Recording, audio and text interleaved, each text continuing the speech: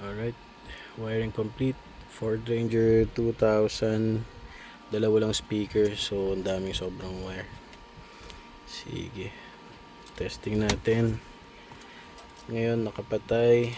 Pag inan ko yung accessories, ayun, yan, okay na siya. Mamaya na natin set yung time.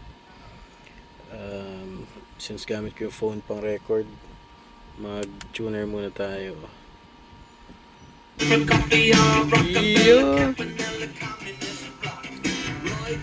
Alright, so meron tong FM,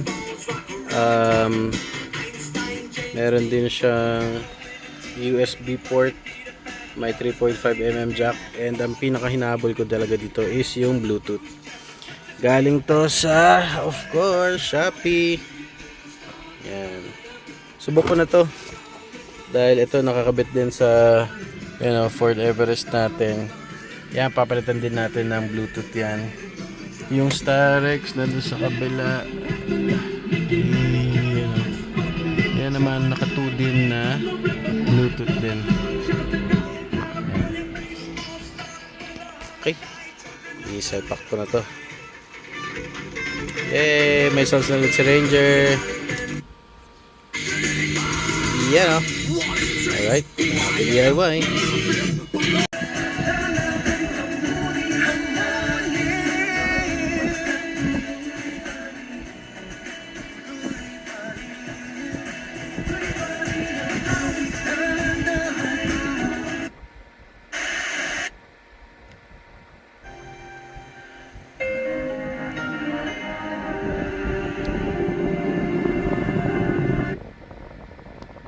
Now shake it, shake it, every birthday.